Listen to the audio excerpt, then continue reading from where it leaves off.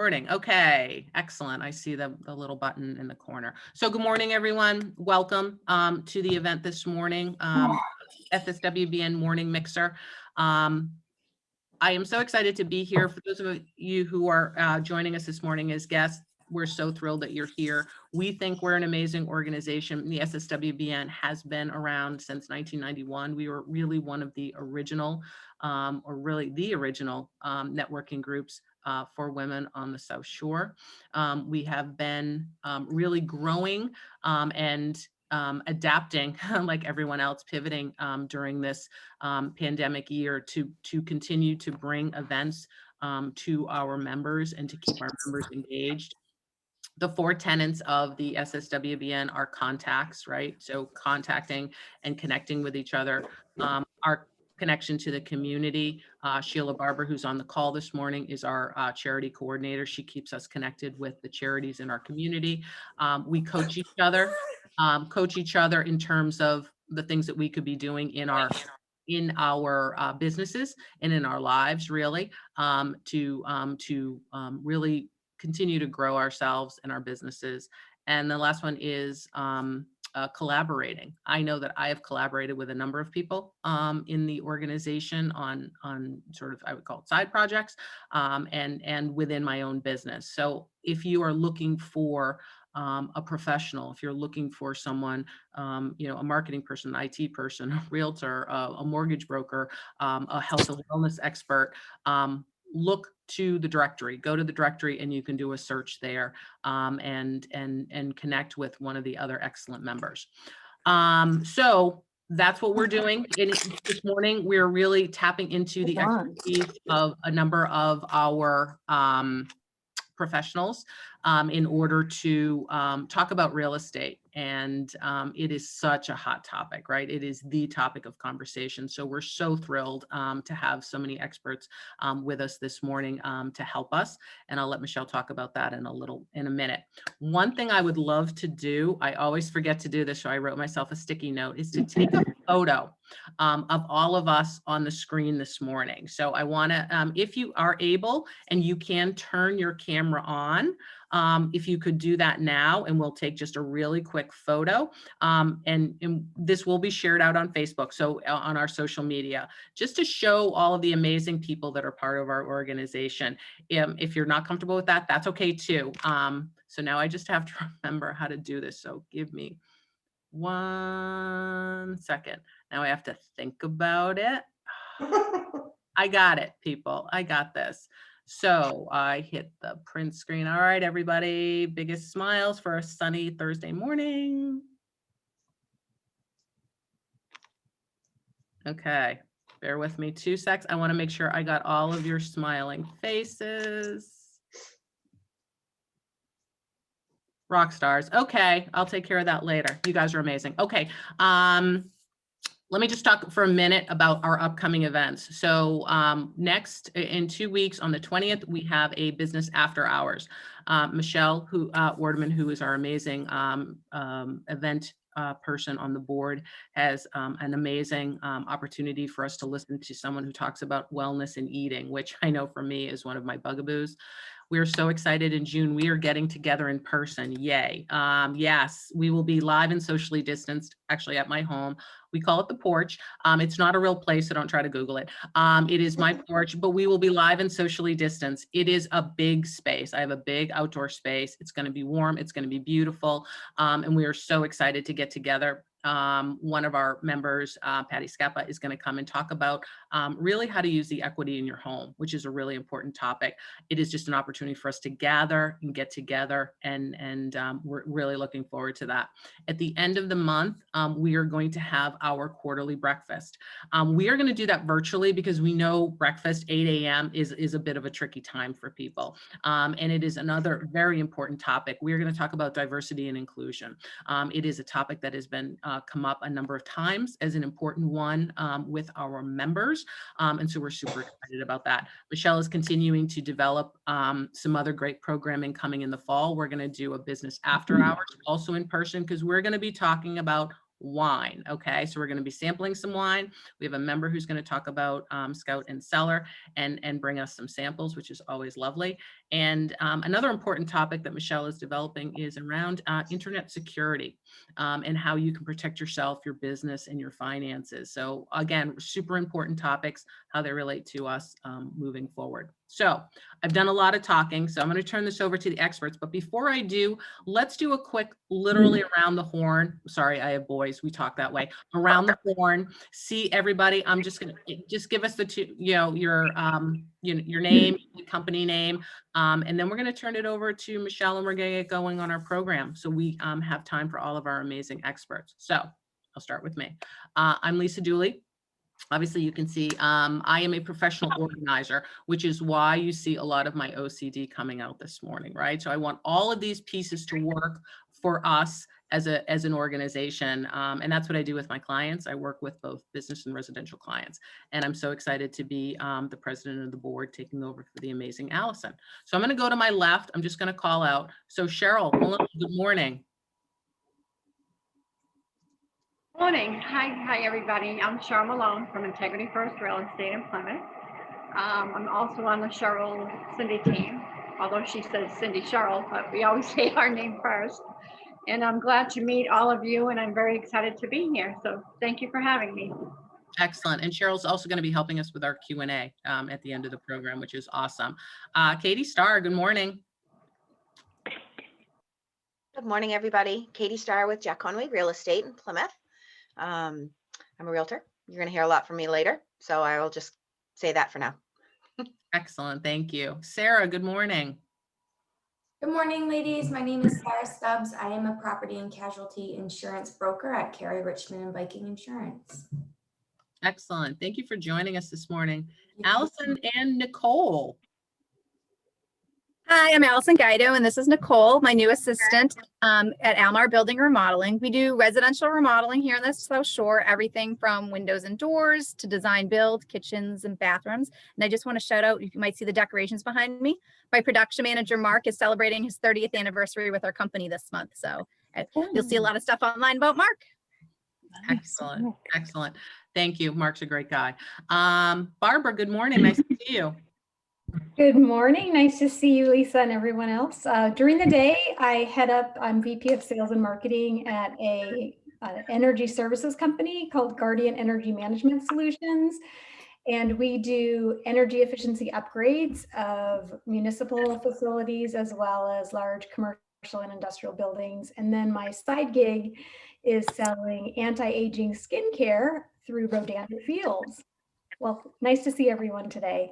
Thank you, Barbara. Nice to see you as well. Debbie, nice to see you. Nice to see you. Basically, I'm Debbie Benham. I am a photo art director and graphic art director. I work for a Papori group, but I also do freelance at Be Fresh Creative. Awesome. Excellent. Becky, good morning. Good morning. I'm Becky Coletta. I'm an attorney with Coletta & Cutler Law, and I also am a realtor. Right now it's Coletta Cutler Realty. If we ever get through the Board of Registration, we will become Red Barn Realty officially. And I'll be talking with Katie, so I'll shut up now. Thanks, Becky. We're excited for you. Sheila, good morning. Hi, Sheila Barber from Barber Home Inspections. My husband and I run our inspection company looking for wood destroying insect inspections. Radon. If you don't know about what radon is, you've got to talk to John. Oh my gosh, he's all about it. Thanks, Sheila Barber, Barber Home Inspections. Oh, I do Color Street too. Making your nails look awesome for like 2 weeks now. And petties. Bye. Yeah. Thank you, Sheila. And now that we're actually getting back together, it's time to get our nails in shape. Pam Cunningham on the phone. Nice to see you. I'm glad you could join us this morning. Good morning. I wish I could see everybody. I am sitting here comfortably at a friend's house with my jammies on and my coffee. First time traveling away. Anyway, I am retired. I just retired in December, financial advisor, and still willing to answer any and all questions that any of you might have about anything related to investing, saving for retirement, etc. And I'm enjoying my retirement so far and look forward to seeing everybody in person again. Thank you, Pam. And Pam is also a former board member who is really an amazing person. So again, if you have a question, Pam's your go-to person. Colleen Ferguson, good morning. Good morning. I'm actually in transition. I'm in an exciting part of life. I have been an executive director at Senior Living Communities. And now I'm looking for something with quality of life. I can pursue my passion and advocate for seniors and have balance in my life. It was 70, 80 hours a week this past year, but got to do what you got to do to take care of your team, residents and staff. Thank you, Colleen. And I'm so glad you could join us this morning. That's great. Alana, good morning. Hi, good morning. I'm Alana Thompson with Better Living Real Estate. I'm also a realtor, like a few other people on the call. And I'm based out of Lakeville, but I cover all of Plymouth County and Bristol County and some of Norfolk County. Excellent. Thank you, Alana. And the cutest twins you're ever going to see right there. Lori Medeiros, good morning. Good morning, everyone. I'm Lori Medeiros with Residential Mortgage Services. I'm a licensed loan officer in Massachusetts and Rhode Island. Excellent. Thank you, Lori. Lynn Feingold, virtual assistant extraordinaire. Well, good morning, everyone. Great to see your smiling faces. I'm Lynn Feingold. I'm a virtual assistant, and I have just launched a new business providing virtual assistant services to small businesses and solopreneurs. And bring me your chaos. That's all I can say. You can find me at virtualassistantboston.com. Excellent. Thank you. Donna, good morning. Hi, I'm Donna M. Schwartler with Mary Kay. All your personal imaging, skincare, color, whatever you need. I'm available with a full inventory. I'm also the vice president, assisting Deb Getchell in the social media department.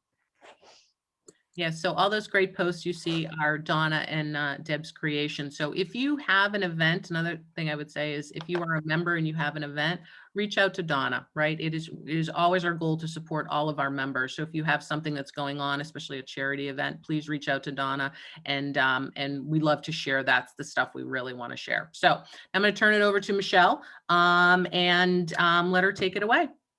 Hi, good morning. Michelle Werdeman. I'm a certified life, weight, and career coach. And after 19 years of financial planning, I'm also a certified financial planner. I combined both of those kind of practices, and I created an online virtual boot camp. And it's not about burpees or jumping jacks. It's about emotional and mental wellness. So you can reach out to me if you want any information on that. But today I'm super excited because, as we talked about, the real estate market has just been haywire, I would say, over the last year or so. So we have a couple great speakers. So Katie Starr with Jack Conway, who has been there for 7 years and was also a real estate paralegal for 12 years and has helped buyers and sellers, transact over 130 different transactions. She will be talking to us about the buyers and the sellers market. Then Becky Coletta, she will be talking to us, as she said, she's an attorney. She's got 30 years of experience as an attorney and 5 years in real estate. And she will be talking about kind of giving us the market updates, statistics, and all of that good stuff. And Cheryl Malone, who is here. Nice to see you. She's works with Cindy Forte, who couldn't be here today, but she's going to be available to answer any questions as we kind of go through this presentation today. So Katie, do you want to kick us off? Sure thing. Hi. Yes, I'd be happy to. I have I have a little presentation. I don't know if you want to do a screen share, and then I can kind of just walk us through it really quickly. It looks like more than it is, but really what I wanted to talk about today was what it's just in general, what it's like to be a buyer, in general, what it's like to be a seller. I'll talk a little bit about how it differs today versus maybe 2 or 3 years ago.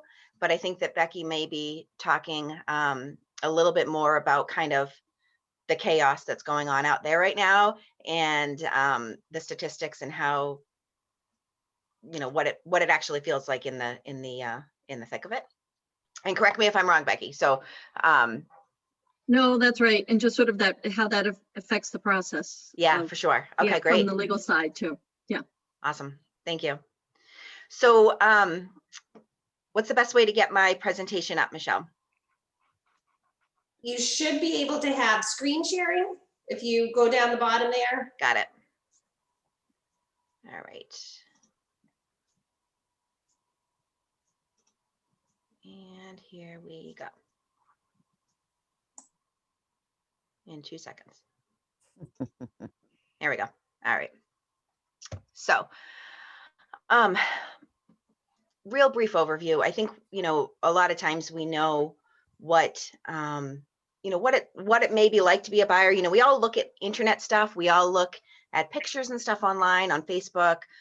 Agents are posting things all the time.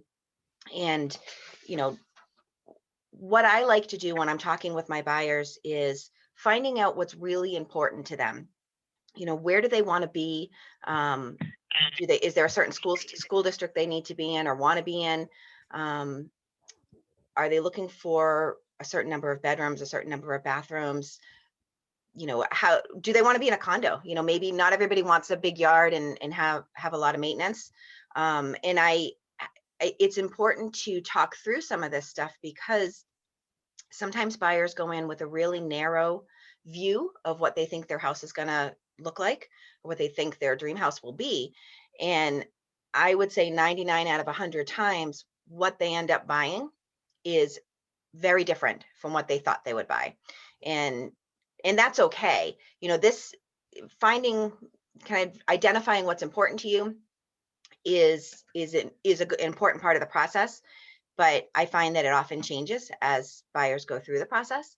And then, you know, sometimes we walk into a home and they say, wow, I can't believe that has a built-in wine fridge. And I'm like, I didn't know you wanted one of those, but okay, that's great. Yay, we got a wine fridge.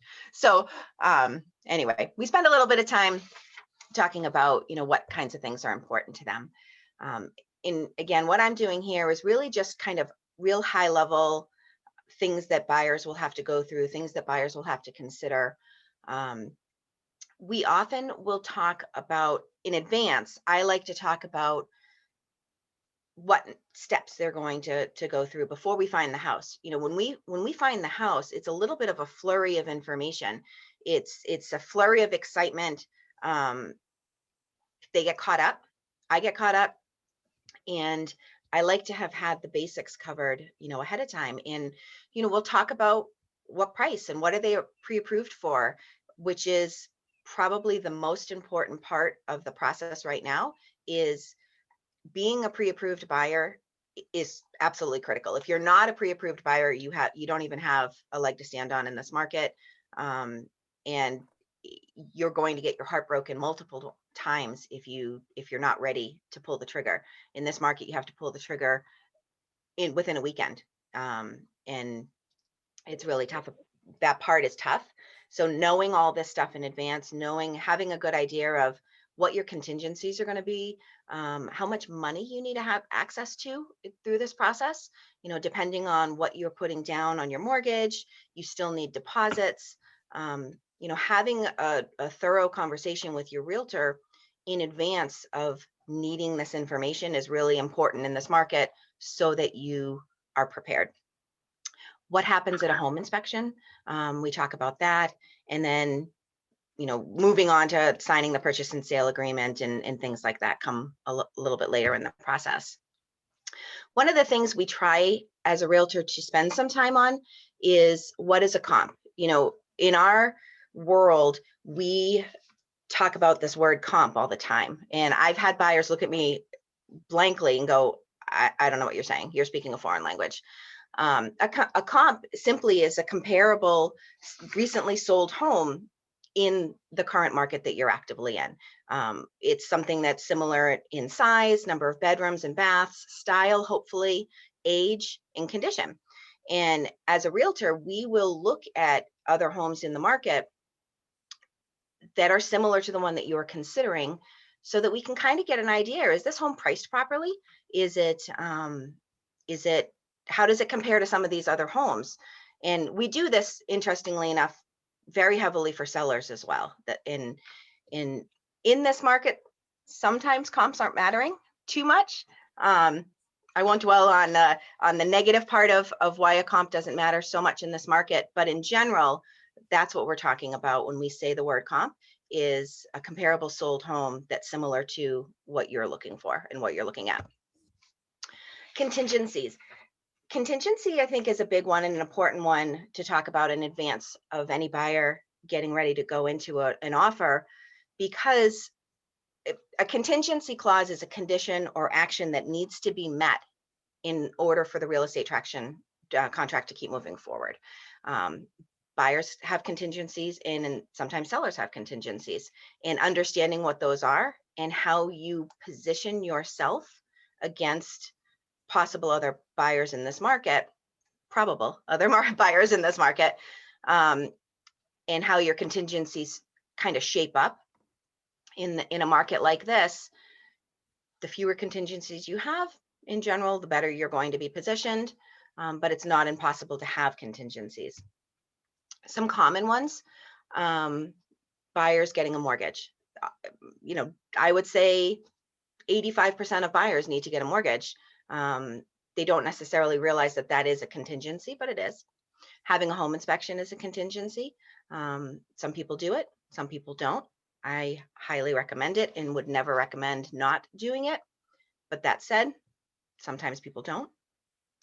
Buyers needing to sell their home, maybe a current home that they're in, before they're able to buy the next one. That's a very common contingency as well. And then a common seller one is the seller wants to sell their home to you. However, they need to find their next home. So that's a very common seller contingency in this market as well. And then some of the others, home appraising to full purchase price. That's a big hot topic right now in this market.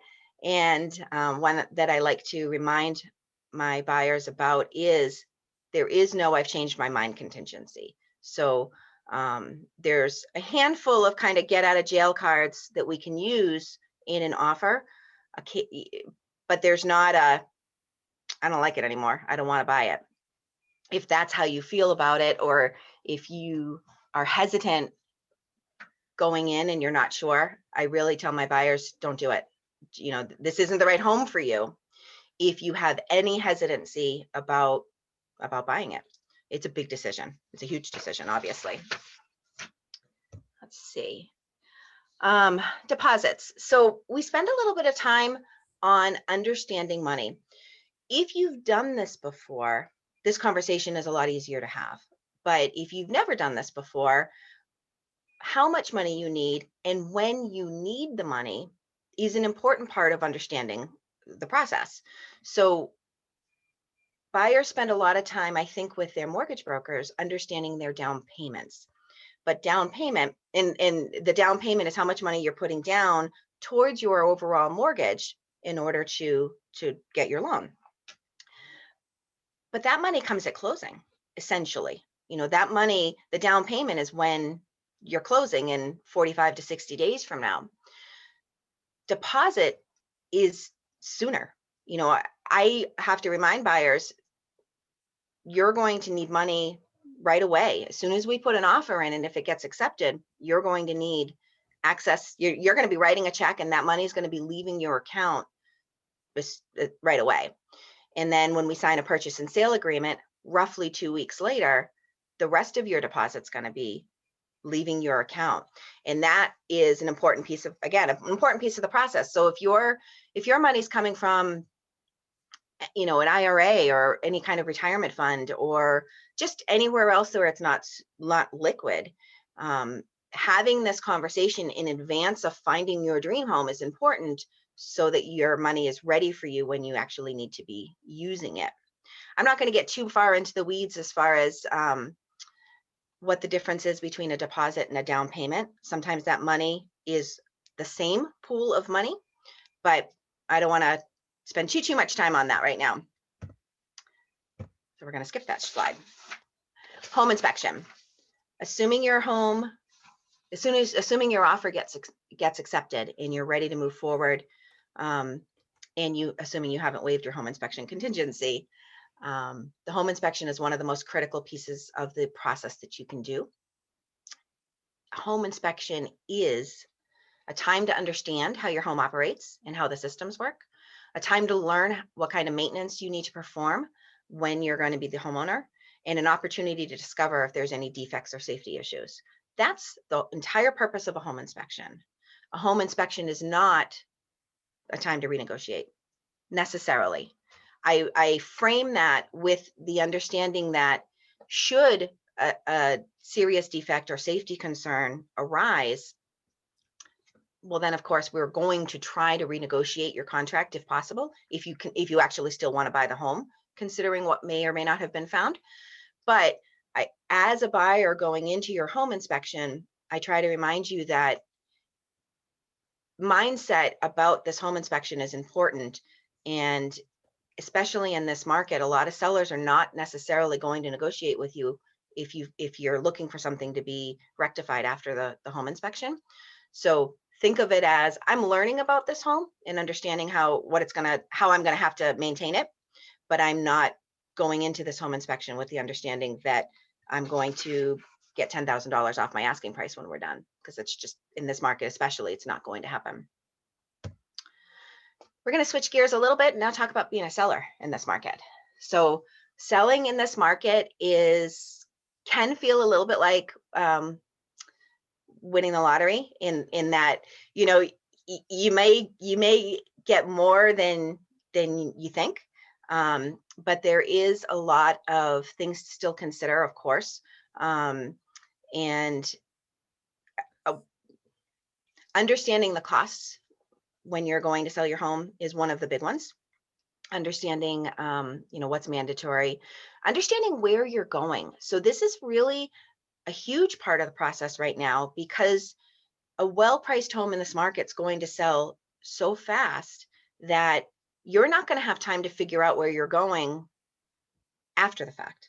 You really need to have that solved for before you list your home. You're going to be doing yourself a disservice and putting yourself at a disadvantage if you don't have a line of sight to where you're going to be next.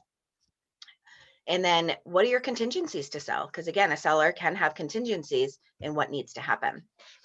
Maybe part of your contingencies may be finding suitable housing, but again, in a market like this, there's not going to be a lot of time for you to do so. So just things to consider. What are your costs going to be, and understanding your costs? So in Massachusetts, there's a few things that are mandatory. If you live in a town or in a home that's not on town sewer, having a Title V inspection is a mandatory cost. It's a required process that you need to go through, and that inspection cost is roughly about, give or take, $500, assuming there's no problems with the system itself. Just the inspection itself is about $500. There's a tax in Massachusetts when you sell your property that does not exist when you buy your property. And on average, I find that tax for moderately priced homes is probably about $1,500, $1,800 on the home. Not tens of thousands of dollars, but it is still a tax, a line item that you'll have to do. Deed preparation, document preparation is something that the seller has to have done. They generally don't do it themselves. They hire somebody to do it. And then having your smoke detectors and your carbon monoxide detectors inspected. It's a requirement. And there's a small cost that comes associated with those too. Optional costs in this market, whether or not you're going to be making any repairs or updates to your home.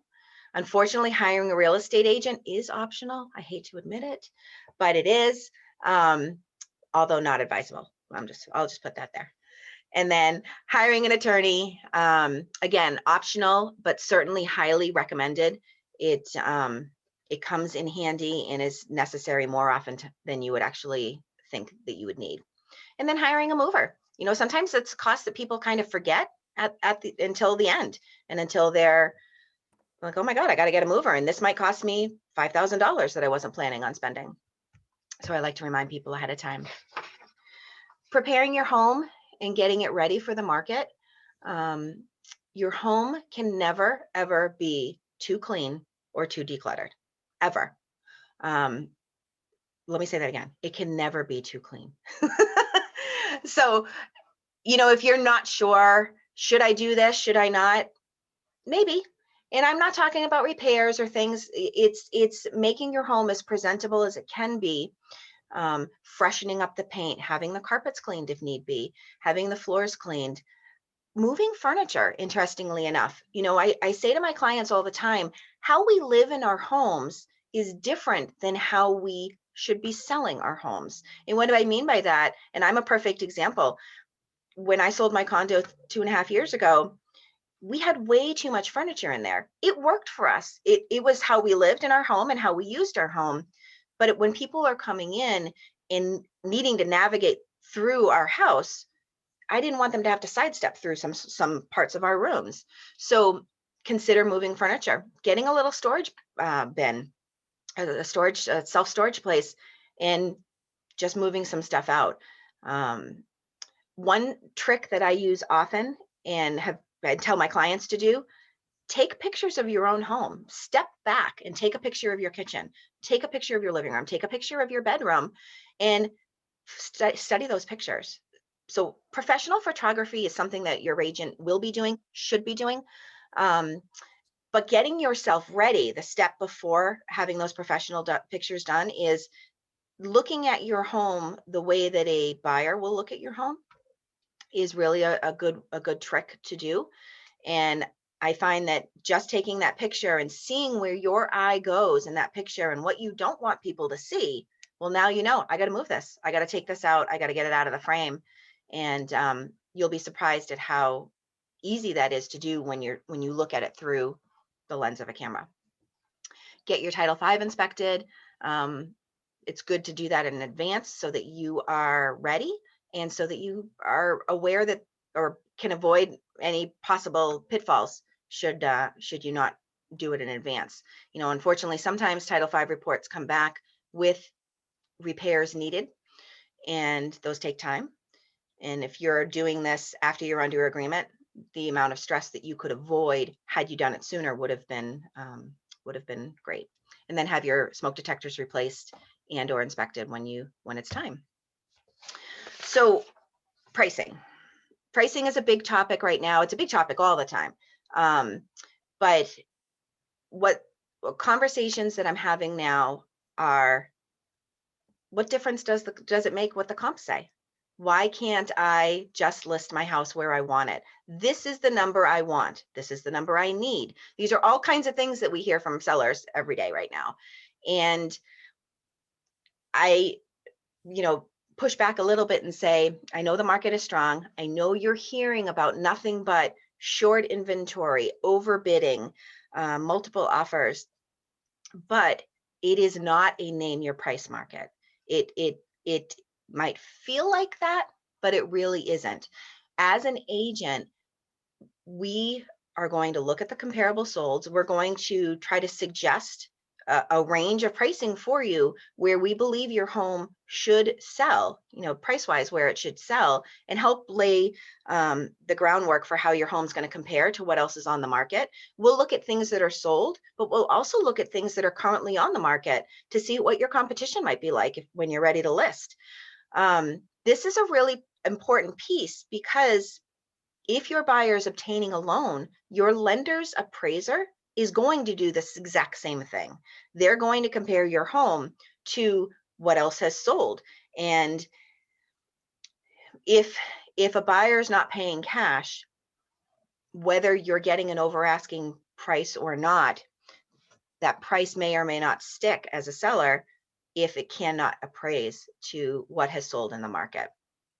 There are a few caveats about that. There are a few ways that buyers are getting around that, but that in general, that's the answer, is your home does still need to appraise if your buyer is getting a mortgage. Again, I'm hearing about multiple offers, over asking. Will this happen for me? It really depends on how well you price your home and how desirable your home is to the average buyer. Interestingly enough, not every home in this market is getting multiple offers, and not every home is going over asking. I have 2 under agreement right now that are just that. I have the buyers on these homes, and a home in this market that sits for longer than a week, 3 days, 4 days, if it is still on the market, we'll just say on average a week or 2, the reason is the price. Holds down, it's always the price, okay? If your home isn't selling, it's always the price. Well, is it because it's outdated? Maybe, but it's because it's not priced properly for the outdates. Do I need to make some repairs? Possibly, but if we price it properly, we can sell it in its current condition. Is it small compared to comps? Is it, is it my pink wallpaper? Is it my green carpets? Are those reasons your home isn't selling? Possibly, but it's really most likely that it's not properly priced for your pink wallpaper and your green carpets. We can sell, any single one of us on this call that are real estate agents, we can sell anything. There is a buyer for every single home in this market. A crudely way to put that, I had a client tell me this about 5 years ago, and it really stuck with me. There's an ass for every seat. There is a buyer for everything. It doesn't matter the condition, is it ugly? Is it beautiful? It doesn't matter if it's priced properly. And that is the biggest thing as a real estate agent that I stress to my sellers, is keeping them accountable for where their house falls with the comps. So anyway, I think that's about where I am there. My contact information, which is all in the chat as well. So that's the overview, the steps quickly that we go through. I think the takeaways here is, as a seller, it is really still important to do some preparation. It's a super strong market, but buyers still are not going to want to walk through your home if it's dirty, if it's cluttered. They're going to look at your pictures and they're going to go, it's not going to work for me. Especially if you want a top of market price in this market. If you're comparing yourself to a neighbor down the street that's freshly painted and all the updates, you can't necessarily list at the same price if you haven't done some of the groundwork and some of the list work. But again, we can sell anything if it's priced properly. And that's what I got for you. That's awesome. Thank you so much, Katie. You're welcome. Becky, you want to take it away with tell us what's all the crazy talk out there, what's happening?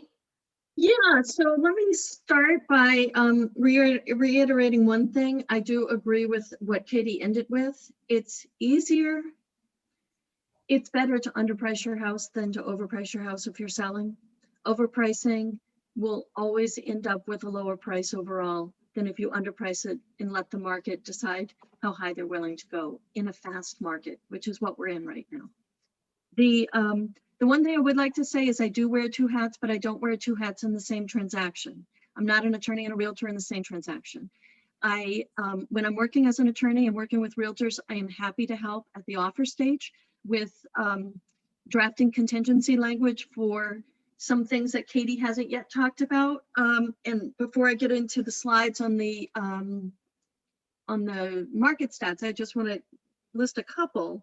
For example, people right now who are buyers are trying to compete with cash offers. How do you do that when you know you need to get a mortgage? Part of it is you can offer a little more money.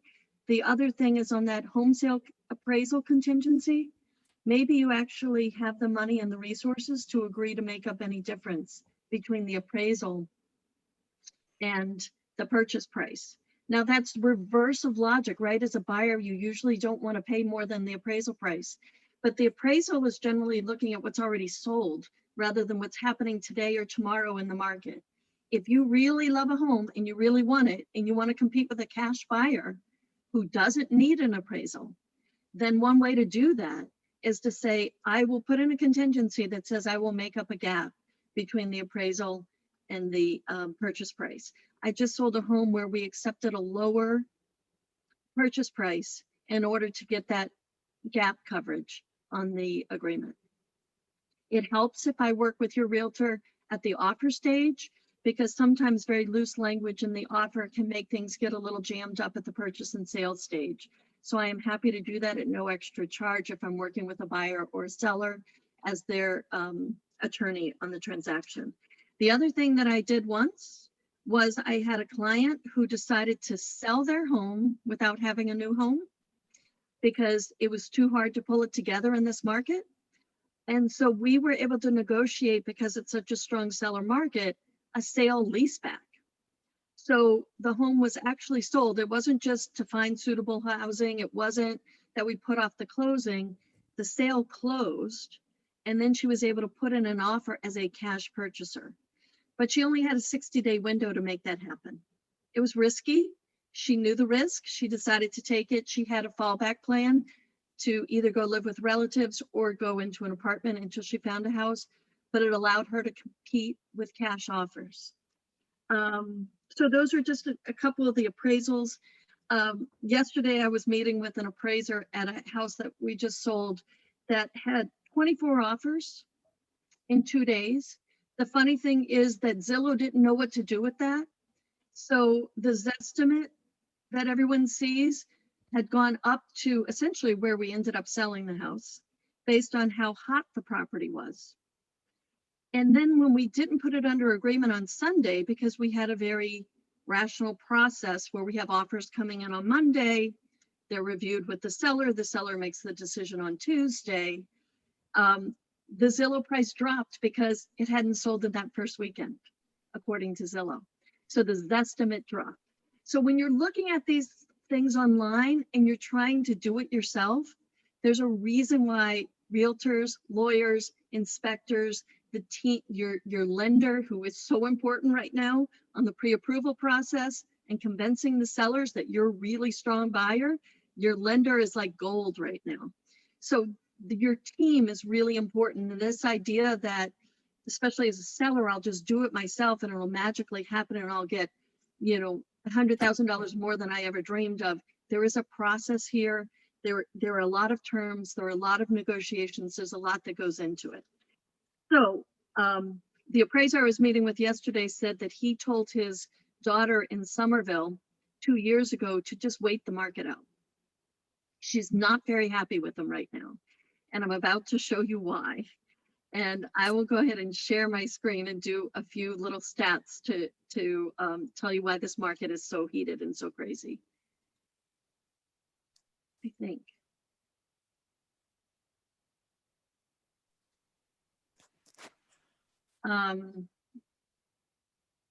Now I always forget how to get rid of the box on the left. Can you see my screen now? Yep, okay. You know what? I'm just going to go with it this way because I don't know how to do that unless someone can tell me. You can just click on view slideshow. You're already in slideshow, just say from beginning, and it should click on that from beginning. It should show us the whole page. No? Well, it's close. I think we'll be able to do this. I don't know why it just did that. I don't know why it did that. Okay. Is it coming in? Now it's there. It was just slow. That's pretty good. Okay. All right. So here we go. So let me see if I can expand this. Can you guys see it, or is it just too small? Too small? Yeah, I don't know if I can expand it. I zoomed in on mine. If that helps. Yeah, that's great. Okay, so what we're seeing is that the number of houses sold is actually down statewide. These are Mass Association of Realtors numbers, but that's because there's not enough inventory.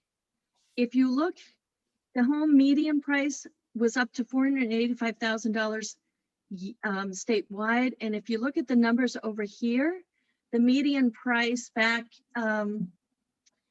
went from $415,000 to $485,000 on a single family home. I think you guys, the pending home sales, March 2020, versus March 2021 statewide. Actually, we do have numbers up there, but the median price went from 415 to 485. That's a huge jump. And this is not the first year we've had a jump. And we're about to show you a little bit of that. So I'm gonna back out of this. If anybody wants, you can always take a screenshot of that and look at the numbers in greater detail later. Again, I'm gonna pause here for a second so that if anyone wants to do a screenshot, and then I'll zoom in a little bit. So when we look at Plymouth County, 2020 to 2021 year to date, the pending sales are actually up 23% over last year, but 3.8% from the beginning of the year till now, year to date. The closed sales are down. The median sale price in that 1 year went up 12.3%. Year to date, 13.2%. The inventory of homes is down 73% from last year. And that's because one, not enough people know where they're going to move to, so they're not putting their house on the market. And two, there's just not enough inventory and everything sells so quickly.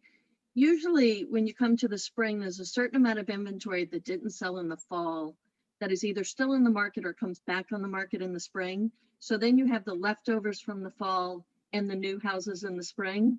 We didn't really have this year. I mean, I listed a house in, was it January or February, but it was gone within a weekend. So things that, so we don't have a lot of built up inventory at this time. Days on market until sale, they're saying that we're down from 71 days on market to 31 days on a market. That is, that's almost a little deceiving because what that is days on market. So there's time between the time you receive the offer and the time it actually goes into agreement with the purchase and sale. Between the offer and the purchase and sale is when you might be having inspections, negotiating purchase and sale agreements, coming up with the rest of your deposit. That's considered still time on market until it goes under agreement. So when it says 37 days, that may have gone under within 4 days. I usually, when I am listing a house, I usually list in the middle of the week and then don't accept an offer until the next Tuesday because of how crazy the market is. Most amount of people to see a house in the shortest amount of time gives you a sense of what the market's willing to pay. So my days on market might be 6 days on market, but my, 6 days to offer, but my days on market might end up being 37. The month supply of inventory, this is a key number. In 2020, we had 2.2 months worth of inventory in March. That meant that it would take 2.2 months for the market to eat up all that inventory and for it all to get sold. Now we have essentially a half a month of inventory.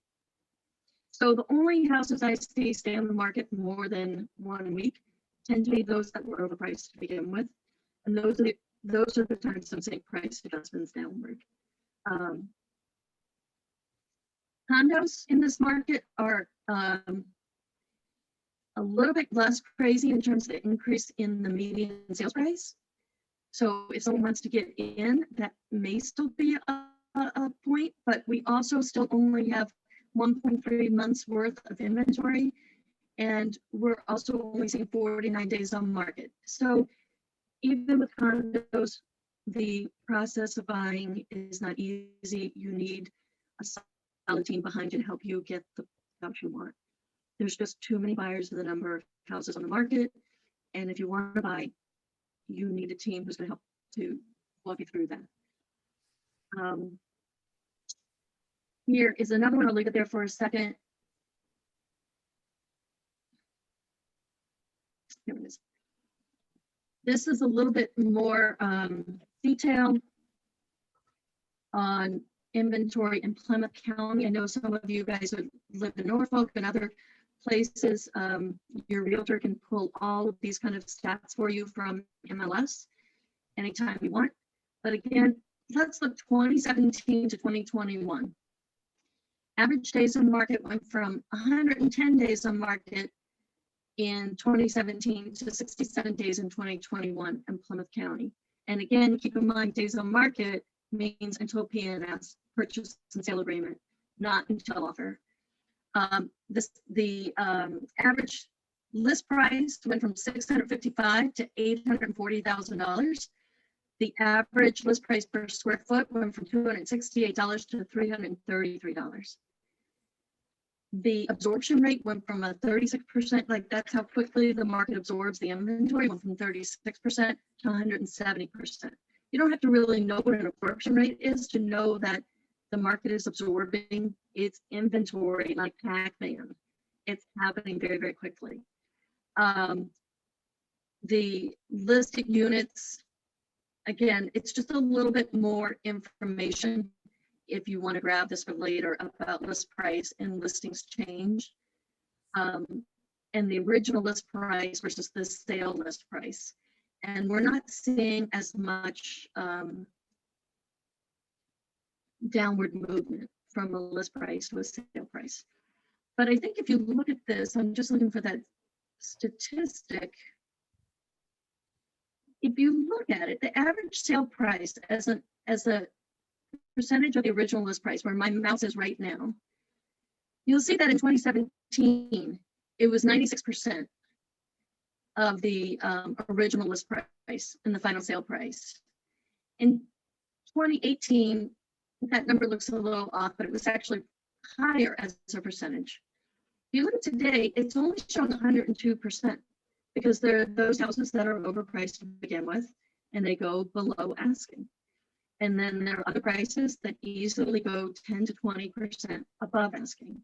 So the averages in general, you get more than you ask for, but this number brings you back down to earth as a seller, that it's not necessarily I name a price and I get 20% above asking. It really depends on how you priced it, how you staged it, how you presented it to the market, and how widely you got the word out. And the other thing that people forget sometimes is how available you make your house for showings in that first weekend. Some people don't want to make their house very available. If you sort of go away for the weekend or give your realtor a lot of time to make that house available for showings, it greatly increases the number of people who can see it safely, particularly during COVID in a single weekend. And it's going to ultimately give you the best indicator that you're getting top market price for your home.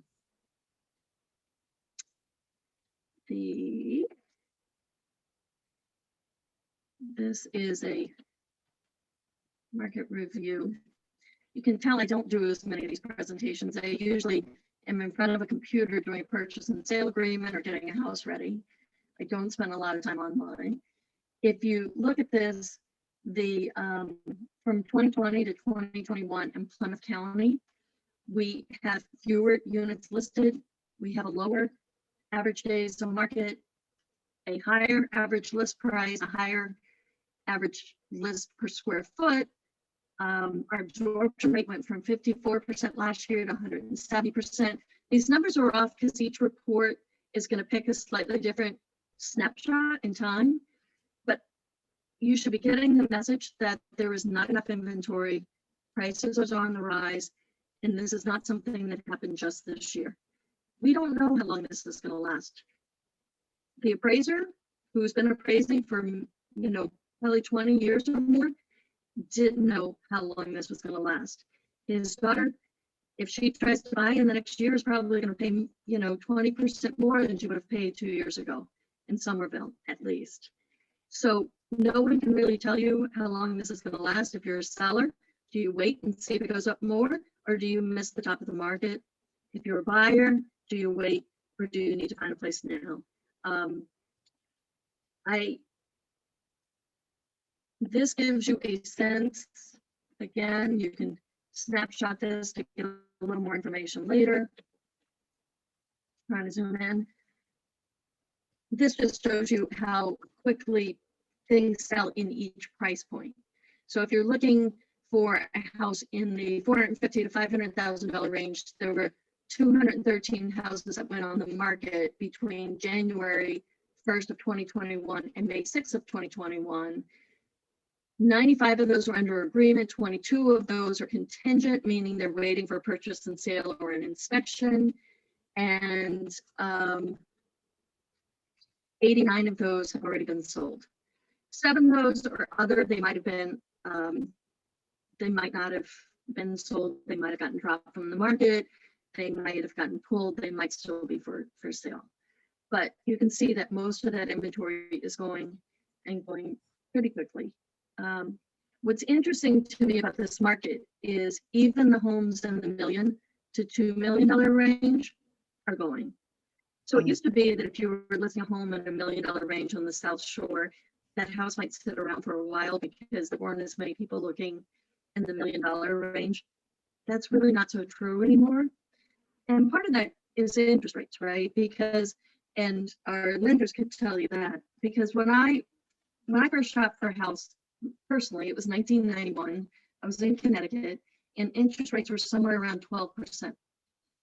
So if I bought a $250,000 house at 12% interest, it was a big nut. It was a big monthly nut. I'm not sure it's that much different than what I'm paying now for a more expensive home at a 3% rate of interest.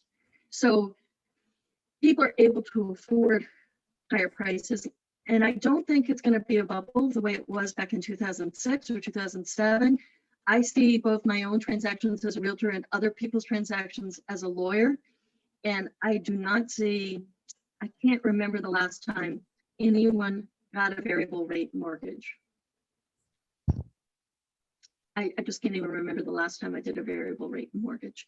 Everyone is locking in low mortgage rates, and that is allowing for a more stable market, I think, long term. So I think it's less likely we'll have a bust the way we had with the very risky mortgage products that were available back then. This is probably just more of the same. So I am going to let you guys see these numbers. That one came out funky on the screen anyway. I can get you statistics if anybody's looking for it.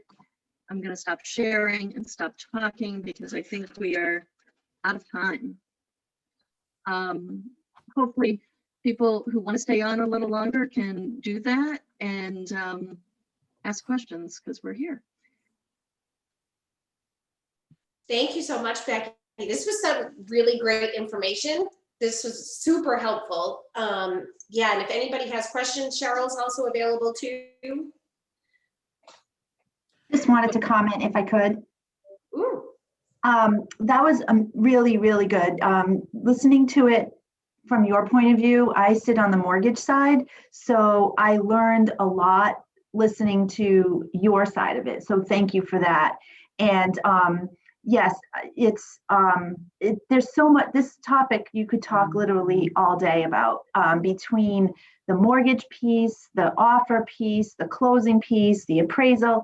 It of course I'm biased, but it fascinates me because that's my line of work. But I do want to thank you both. It was excellent, and it was nice to hear what goes on in your world while I'm sitting behind my desk trying to get those people pre-approved for you. So thank you for that. Mm. So I just want to mention a couple things. First of all, thank you as well. I think that was amazing. We have the call until 10:30. So anybody that can stay on, please do. I just want to note what was so important, what I heard over and over is the most important thing is to educate yourself, right? No, I mean, everyone wants to jump on the hot market. If I have been to so many clients who are thinking of downsizing now because they want to jump on this hot market. My first question to them is, where are you going? Where are you going? Second of all, a couple things, obviously hire an organizer to help you declutter and stage your home if that's something that you need to do. But another thing I would say to people, if you were even thinking about this, make sure you have clear title to your home. I ran into a client who, an older client, and she had a sale for her property and she did not have clear title. And what that means is that she had a mortgage that she had paid off, but it hadn't been properly discharged. It had not been recorded. You can go online, I'm in Norfolk County, to the Norfolk County Registry of Deeds, and you can search by your address, search and see if there are things outstanding on your property. Because she had an offer, she had everything ready to go, and she did not have clear title to her property, and the thing fell, the wheels came off that. And you have no idea how it was so stressful for her. So as you start to think about the things to do even before you get to, I'm gonna reach out to an amazing real estate professional and start to sell my house, there are things to do, and I would strongly urge everyone to take a look at your title and make sure that you have clear title to your property, because it can really get in the way. So thank you. That was amazing. Excellent. Lisa, could I just respond to that for 1 second? Because we Yeah. do see that a lot in the closing process. And that's my job as the seller's attorney, is to help to clear the title. And a lot of times that doesn't show up until the buyer does a title exam. We can usually solve those problems. It's rare that a deal falls through because of one of those problems. We have other professionals to help us track down discharges. We have sometimes the ability to have a discharge happen after the closing with either money in escrow, or our title insurance company will help us out by putting that in escrow. So again, sometimes people think they'll skip an attorney on the seller side, and it's important to remember that your attorney is your partner to help you quickly address these issues when you're in the middle of the transaction and something goes south. Sometimes we end up with problems from when you bought the property. The other day we were missing a death certificate from a prior owner, but when my seller bought the property, they had gotten title insurance. So the prior title insurance company wrote over that problem and will go fix it post-closing. So it's really important that you have a team there to get through those kind of title issues. And I'm always happy to help members of SSWBN if they just want help figuring out how to go online and look up their title. Yeah, thank you, Becky. And that is important. And I think that goes back to, we all need a team, right?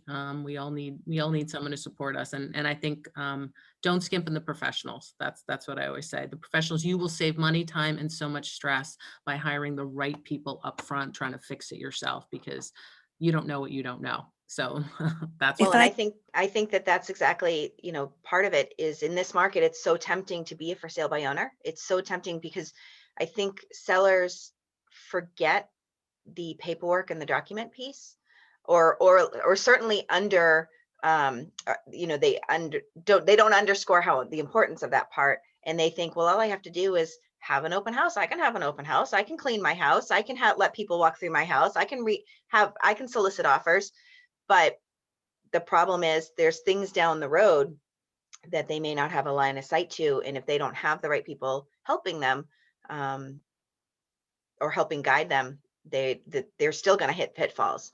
And, and I think obviously with Becky's background and even with mine, I will often look, it's not often, I look at my sellers, the time that they've owned the property. I don't necessarily look prior to when they owned the property, because I do usually, there's usually an attorney on the hook, so to speak.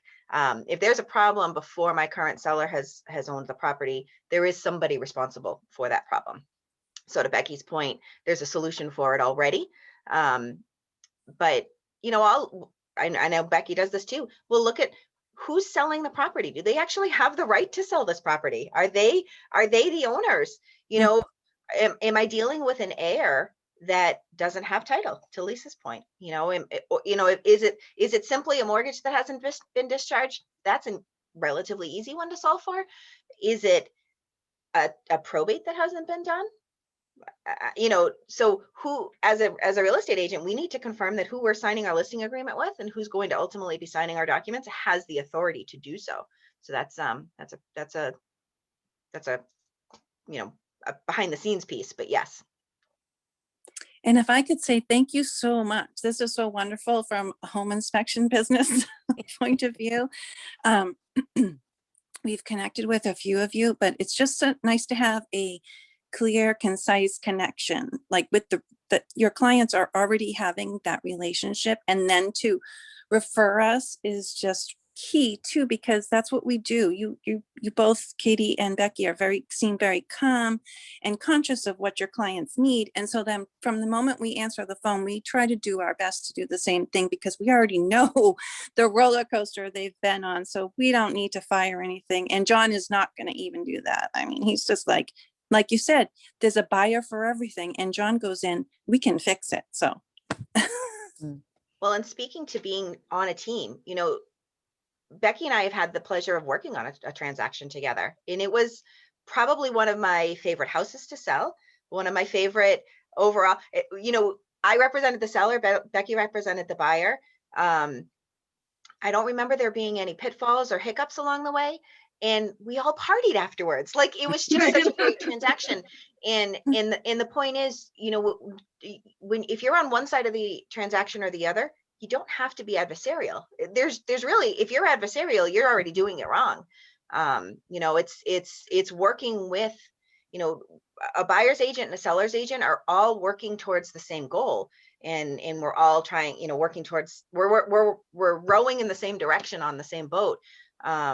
And, you know, sometimes I'm watching for my client's interests a little bit more than the overall, but in general, we're all moving towards it. And if I see a pitfall or something coming up, of course, I'm going to let the other agent know, hey, we may have a problem here, or vice versa. So it is so critical to work collectively and understand that the people that are in this transaction, we all have the exact same goal, and nobody's against anybody.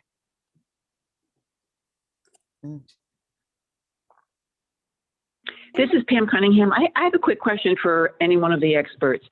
If somebody has a homestead on their property and we're the seller, for example, do you have to release that homestead? Is that anything that has to be taken care of, or does it just go away when you sell a house? When the deed gets prepared, there's language that we put into the deed that essentially has you releasing the homestead at the time you sign the deed. Sometimes people don't realize that if there's a spouse, the spouse, even if they're not on the deed, might need to sign to release their homestead. But that's all part of the closing process, and your attorney will take care of that as part of the closing. Okay, great, thank you. I had a question. I have 2 liens on my property. One was from the electrical company because they had poles in our backyard, in the woods, but in our backyard. They removed them all, so I don't know if they've sold the land now. Their plan right now is not to put anything back up. So I don't know if I can get that lien removed, since they don't need access. Basically, they needed access to the poles. So you weren't allowed to put a fence up that might have metal because you can get electrocuted, or you weren't allowed, they needed to get through to tear down trees in the wintertime. None of that exists anymore. So I don't know if there's a way to try to promote that. And the other lien is our neighbors. Somehow, I think they didn't have access to the back. So somehow they needed access to our yard, which I don't understand that till to this day. And I found out at closing when we purchased, but. So it sounds like you have easements. Yeah, that's what I was going to say. I had to say the wrong thing. Yes. Yeah, I would say, you know, and I certainly want to give Becky a chance too. I would say that the one with the electric company sounds a little bit more like it could potentially be released, but they would have to be the ones doing it. So collectively, you're giving them, or the prior owner of your property gave them an easement over the property so that they could access those poles and access that property for maintenance purposes. But if they don't need that a paperwork process has to be done in order to physically remove that. I find often that utility easements are not necessarily that much of a negative connotation for properties. For the most part, it depends on how invasive the easement is and maybe where the easement is on the property. The other one with your neighbor, again, I think that once these easements are in place, they generally run with the property. They generally stay there. It's infrequent that they go away, but the utility one, the way you're explaining it, sounds like it may be more favorable, or you may have a better chance of actually getting it removed if if there's no reason for them to be there again. So I think, Katie, I think you described it perfectly. And I'm not sure that the easements would affect the marketability either. But I actually find the utility companies and getting them to do anything on the easements to be difficult. So you can certainly reach out to the utility company and ask them about the easement. I just don't know, unless they've actually sold the property, I don't know that they like to give up their options down the road. I think they might have sold, but I'm not sure. How do I find out if they have sold? I know there was a lot of surveyors that for different property owners that were in our backyard surveying the property. So I don't know if they went ahead and sold. Is there public knowledge of that?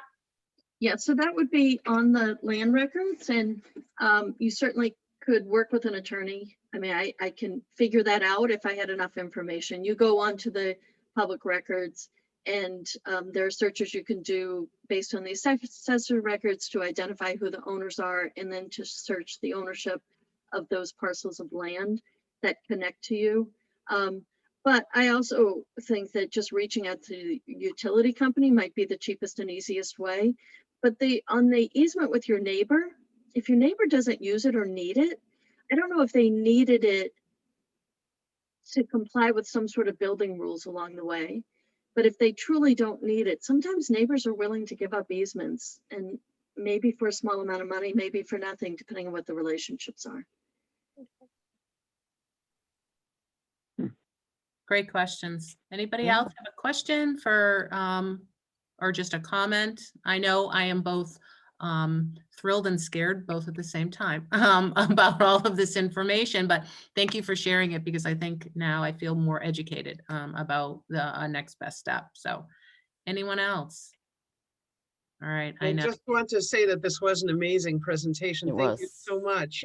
There was so much information, a lot of stuff I did not know and was completely unaware. And it's great to attend something like this and really learn. And you really did it this morning. Thank you so much. Good. Thanks, Lynn. I appreciate that. Thanks. It's like never Google your symptoms, you know, and we hear all this talk in the market about how hot the real estate market is. So we think we know, right? Because we've seen it, or we saw that Zillow ad on SNL, which is hilarious, right? We saw that and we thought we know. And I think that we don't know what we don't know. And I think the more educated we can get, whether you act on it, or if like, you know, Deb said, you act on one piece of this, which is checking on a lien or checking on an easement, or, you know, you start to look around your home and say, oh, if I wanted to, what's the next best step for me? So thank you for that. And Michelle, great job getting this together. Oh yeah, thank you. It was great. Can I put a shout out to SSWBN? Please do. So I joined SSWBN. I'd been a corporate lawyer. And when I decided to hang out my shingle after my son was born in 2008, I joined SSWBN as my first networking group. And it was such a comfortable place to be. And it always kind of evolves and morphs over time, but it is such a grounding place to be. And people sometimes say, but what's the return on investment? And have I gotten any business out of it lately? And for a few years, I think I was sort of like, no, I don't really get much business out of it, but I have a lot of contacts and a lot of information that I get in learning programs like this. And then I think over time, so many of the people that are in my business life today are people I met in 2008, 2009, 2010 at SSWBN. My condo partner, I own a building that's in a condo. The land is in a condo. That's someone I met at SSWBN. One of my main clients is a realtor who I met at SSWBN. I'm looking at a client right now who we've done some work for, our business has done some work for in terms of renting properties, and that's through SSWBN. I just really think that people don't always realize how many connections they make through this network. And I just want to give a shout out to it. And I'm so happy that it is going strongly today. Thank you, Becky. And I think that's, I couldn't have said it better myself. So I think on that fantastic note, thank you. Again, please watch your email. I have saved the chat. I already did that. I'm going to be uploading this video with all of this amazing content. Would it be possible for you ladies to email us a copy of your presentations? Sure. Yeah, if you could no do problem. that, that would be fantastic. And then we could kind of go through some of those statistics, but that was amazing. So thank you for sharing that with us. So watch your Facebook and please go and join us at another event soon.